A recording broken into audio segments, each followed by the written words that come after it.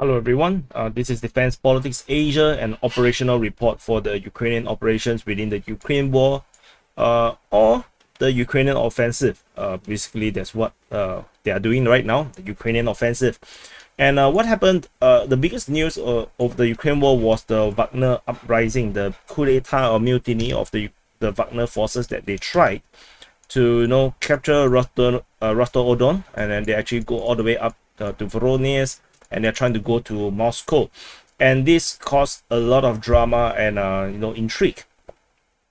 And it seems like everything was messing up within the Russian side, and the Ukrainians took advantage of this situation and launched a massive offensive across all fronts, like literally across almost all the fronts in the Ukraine war.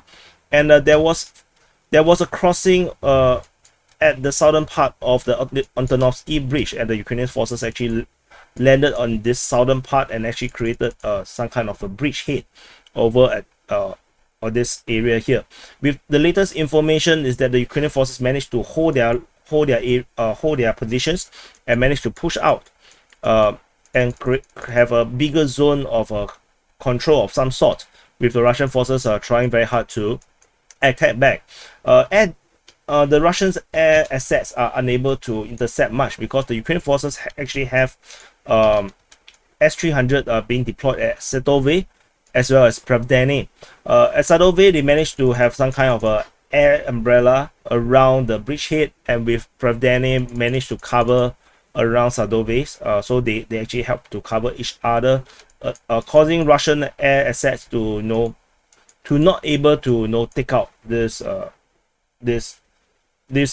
bridgehead easily. They probably still could through gliding bombs and whatnot, but the S-300 have tremendous range, and for them to be at Sadove means that the Russian aircraft would not be able to come near.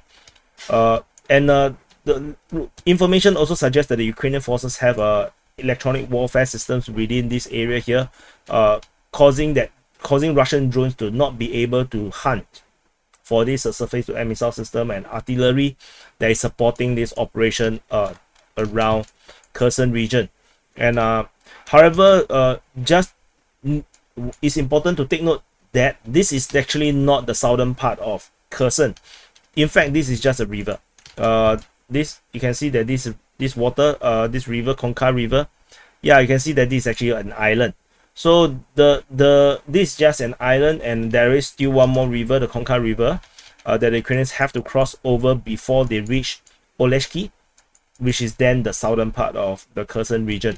So if you are for the pro-Ukrainians that are watching, don't get too excited. This is just still the island where the Ukrainians have this island here. The Ukrainians have actually landed on this island many times, so it's not exactly a very big deal. But the Russians are determined to hold the positions around here because this highway leads to Oleshki, so which is why the Russians are fighting back at this area here. The Ukrainian forces are during the Wagner mutiny have launched multiple attacks. They have attacked over at the Orikhiv sector, the Velika Novoselka sector. They attack at the Adievka. Sorry, I change the color so they can see.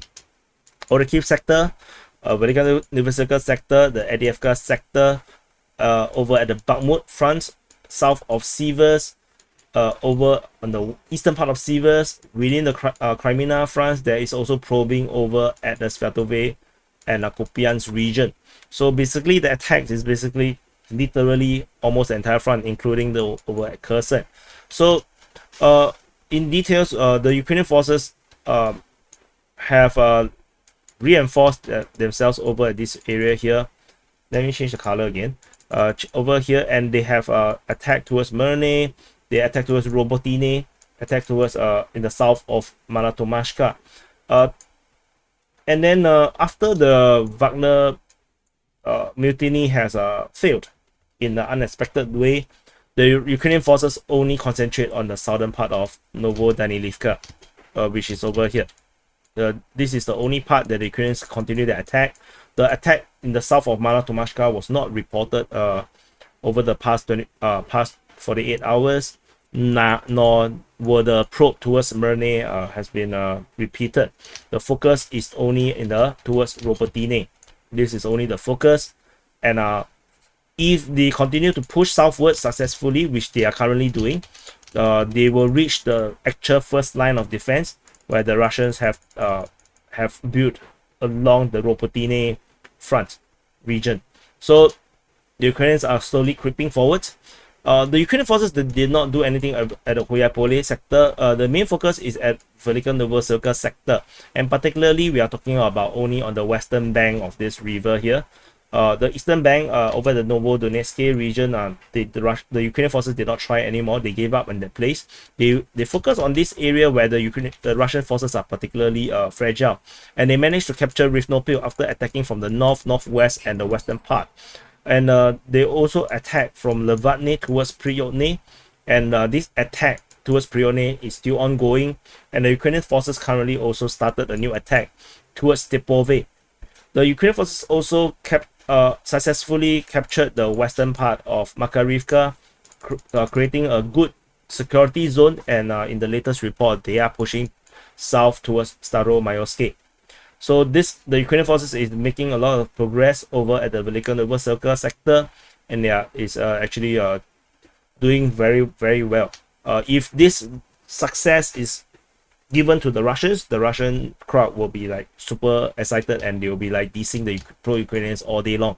So the Ukrainian forces also have been reported to have sent reinforcement to Shatarsky, and this reinforcement over at this region might suggest that the Ukrainian forces may restart a new offensive operation over at this area here around the Zolota Neba region to attack Novodonetsk or Novomayorsk. I suspect this is the case. If not, there is no reason to reinforce in this area here, because there is a major river, not major, but there is a river that is cutting the Velika Novosibirsk sector in half.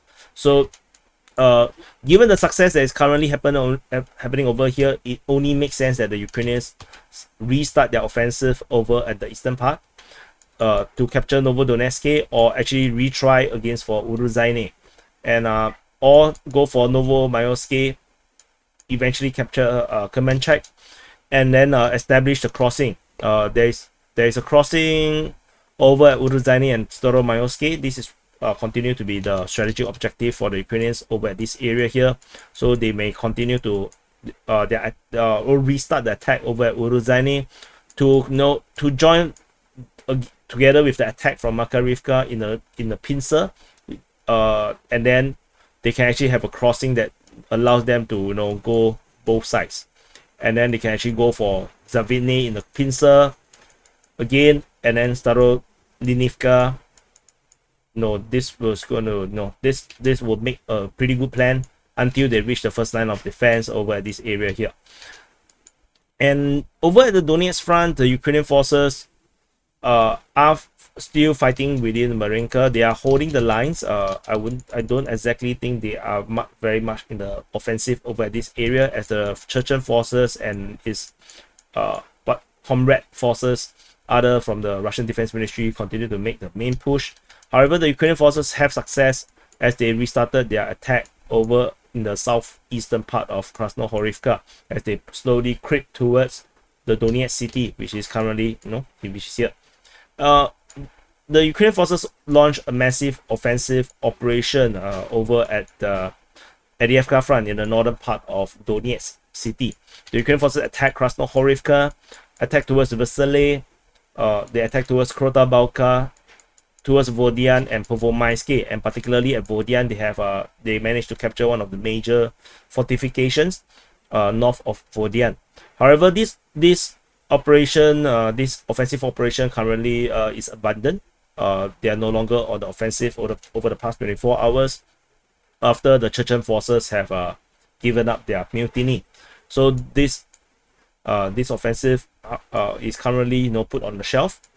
And the other part where the Ukrainian forces launched massive attack is at the Bakhmut front. The Ukrainian forces managed to conquer everything west of the canal, as the Ukrainian forces close up the canal towards Kodyumivka, and fighting along the canal continues, with the Ukrainian forces likely to want to capture Ozeryanivka and Kodyumivka in the very near future. This will give them a good foundation to cut off the highway and create massive problems on the southern side of the Bakhmut front for the Russian side.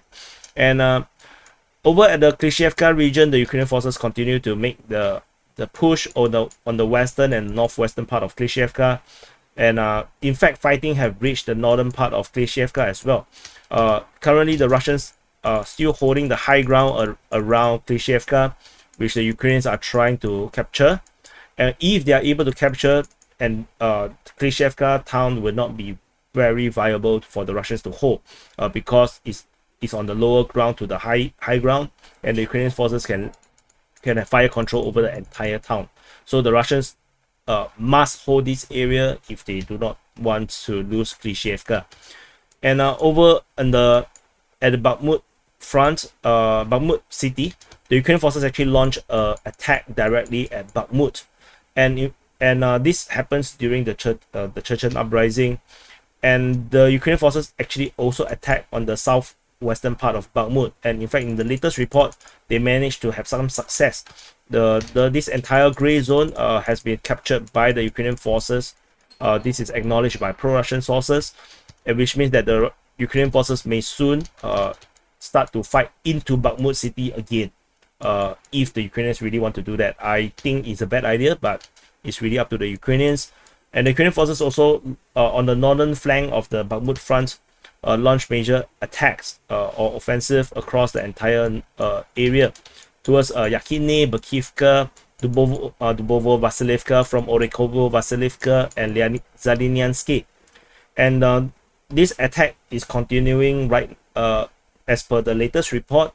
And in the southern part of the Sivas front, they also attacked from Fedorivka, Vasyukivka, Rozdolivka, Vasily, and towards Yakovlivka. This attack from the southern part of Sivas front is also ongoing. And so in the big picture, you can see that the Ukrainian forces continue their double pincer. This is the inner pincer where the Ukrainian forces are trying to push from Klishchiivka and Bakivka region to go around Bakhmut city, and the outer pincer coming from the north to go towards Soledar, and they will go to the rear along with the one from Kodyumivka towards Vershina, and they can cut this highway. And this pincer has been is something that Prigozhin actually have mentioned that the Ukrainians are going to do. And in fact, this is also more or less the same plan that I have mentioned months ago on the Ukrainian side could do to recapture Bakhmut. So as the Ukrainians continue to push this offensive, the Russians are definitely going to be under a lot of pressure. However, and the Ukrainians are also pushing in the Klishchiivka front with attacks going on at Bilohorivka, Verkhan-Okayamsky, and Spurny as they try to push into Luhansk Oblast itself. And however, and then within the Crimea front itself, the Ukrainian forces also launched a massive offensive operation from Yampolivka, Torske, Dibrova towards Kuzmine, and within the Serebransky forestry, also during the Chechen mutiny. However, Crimea's offensive has been abandoned after the Chechen forces mutiny has failed, a lot similar to what happened to the Adiyevka front. And however, if we look at the big picture, the Ukrainian forces, while they are trying to cut off this entire Russian salient through this pincer movement, the Ukrainians have their own salients over here at Sivas, which the Russians are also possibly can do a pincer. However, only the northern pincer is currently happening through the Serebransky forestry and not the southern one, as the Ukrainians are on the initiative over at the southern side as they try to push towards Soledar. The Russian forces only concentrating on slowly pushing within the Serebransky forestry with their airborne forces, and and that's pretty much it for the Crimea front. Within the Sviatove and Kupiansk region, the Ukrainian forces probe at Kaislivka and Kamenzenivka. These are probings or limited attacks that happened during the Wagner mutiny.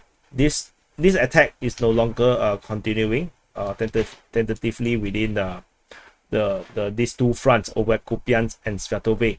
There is also probings at Berestove, but I believe this is just skirmish, the usual that we report almost on a daily basis at the SITREP. And basically, this is the entire operation currently happening on the Ukrainian side. They are no longer trying the cross-border raid into the Bryansk, no, so is it Bryansk or Belgorod region?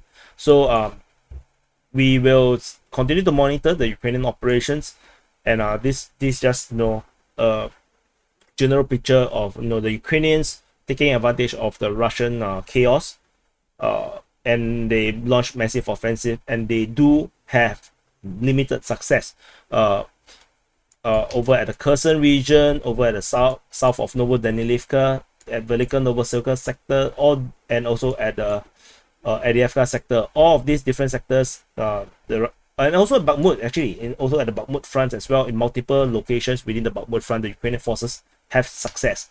So the Ukrainian forces are doing really, really well, tentatively in their offensive, and the Russian forces, despite whatever footage they are throwing out into the social media, the Ukrainians are indeed capturing grounds. And if the Russians have this kind of success, I believe that the pro-Russians will be celebrating like a lot.